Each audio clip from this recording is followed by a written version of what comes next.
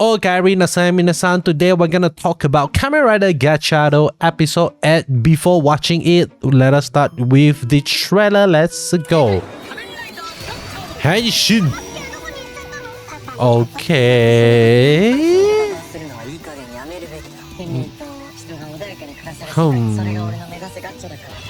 Okay, we got a new form, and then we also get to see what was the name? Hot Needle back in action once again. I think this is gonna be a same mistake that they did for the Deep Mariner form and the Mushroom form, like the Mushroom and Deep Mariner combined form. Like, it's only gonna make a short appearance just to make a little bit of thing, and after that they are gonna go back to the fighting form itself, okay? Because even like the Mushroom and Deep Mariner form, it should be a really good combat form itself, okay? But I don't know why they actually choose to omit that form most of the time. Maybe it is the way the story is being written, or maybe there's also a possibility that the mushroom card, the mushroom Chemy card, is not currently in the possession of Houtarou, because that is quite a dangerous Chemy card to have, because if it is being used wrongly, it would actually create a lot of poison cloud, and it might actually affect the people around him, something like that, okay? So maybe there is the reason why we haven't seen that form that often moving forward. But with that being said, we want to take a look at the trailer scene by scene to figure out what we can learn from the trailer itself, okay? So let us start off with the first scene of the trailer, and that is we get to see Sabo Needle. He actually looks like a very sad, like he looks a little bit guilty for abandoning Houtarou halfway through the fight, something like that, and now he's like hiding behind the tree, looking at Houtarou, looking at Riku, and talking to Houtarou, something like that. So that might be the case, I'm not sure. But next we get to see Riku like confronting Houtarou, like, where is Sabo Needle, what did you do to him, blah blah blah, something like that. So that could actually be what is actually going on, okay? Next we get to see our really cute villain here, Atropos. Atropos, or I don't know what is her name, okay? Let me just call her the kid, okay? The kid villain is here, kind of like trying to tempt Rene, like, hey, do you want to know more about your father, something like that. So actually this dialogue can be kind of like a plot twist, like it might actually be a lie that the girl is trying to make Rene think, like make her doubt in her mind, and really make her rethink everything that she thinks about, and maybe she wanted to make Rene betray the Alchemy Academy, something like that, and that is why she is actually saying all of these things. Like, and like what she might say, a few things that I have in mind is that, hey, your father is actually the bad guy. Your father actually help us to serve Master Gleon, something like that.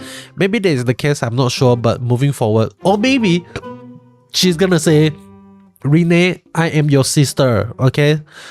Something like that, I'm not sure. If that is the case, it's gonna be wow, okay? But next we're gonna see Rene have no chill at all, pointing the Kamen Rider towards the girl, the little girl, that is way shorter than her, and she is damn tall, man. Like, she is way taller than Renge. I didn't actually realize this in the previous episode, but this girl is pretty damn tall. And speaking of her, apparently the way she is acting in this show is due to the direction of the director itself. The director actually asked her to play a more stiff and emotionless character. So I think, how do I say this? I think I don't know, man. I really not sure what to really think about it. Like, unless I get to sit down with the director and really talk to the director, I'm not sure what the director is actually thinking. Like, why does the director give such direction to Rene Kudo for her to act such to become such kind of like a robot, something like that. Maybe that is part of the plan, like so that she's gonna have a extreme character development where she's slowly becoming more and more human rather than staying kind of like a robot, something like that. And I not gonna lie, I actually quite like her acting for the most part of the series, especially when she's playing a kind of like a stoic character. Like she's like, when she doesn't, I think it really fits her character when she don't really give a shit about other people. Like she's like, it's like her face is perfect for that. But I think one thing that is really interesting is that the actress, as it actually said, commented that Rin Kudo is supposed to be a tsundere, so her face and her action should be a complete dilemma to one another. And we actually get to see this over and over again. Okay, like most of the time her face is like, I don't want to do this, it's a hassle, blah blah blah, but eventually she went ahead and does that anyway. Okay, so I don't know, is that stoic, stiff, emotionless? I'm not sure why, but hopefully we get to see more Sun side of our girl here, Rin. That's gonna be really interesting. Okay, but next we get to see Afrotos like blowing onto the prism thing that she always blow to access her power. So that is how she access her alchemy power. I think this is gonna be the similar gemstone that they use as their alchemy ring, something like that, and that is how she's able to access her alchemy power as well. Rather than using a small stone, she actually have a big stone, something like that. If that is the case, then the Alchemy Academy sounds a little bit similar to the Jedi Council, where every Jedi has to find their own kyber crystal and put it into their lightsaber. So it's like every alchemy has to have their own kyber crystal to access the power of the alchemy. If that is the case, it would not be a huge surprise that the Alchemy Academy turns out to be a little bit more sinister than we initially thought, if that is the case. Okay, because so far we have not seen any higher ups of the Alchemy Academy. We know that Minato is answering to someone of a higher up power, something like that.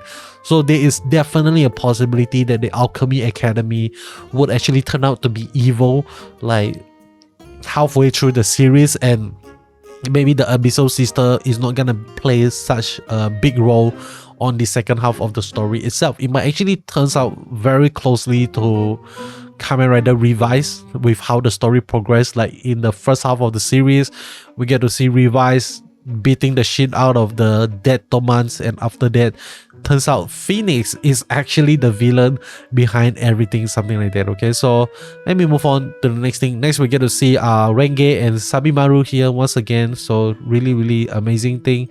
And next we get to see Spana talking blah blah blah, and then I think they are having a little bit of argument or conversation regarding how Houtarou is actually treating the Chemys and their action towards the Chemy itself. Okay, so I'm not sure how the conversation is gonna end. Maybe Spana is gonna tell the Alchemy Academy, be like, hey, I don't think they are suitable for their job. I think we need to replace them or something like that because they are putting emotions into their job, blah blah blah.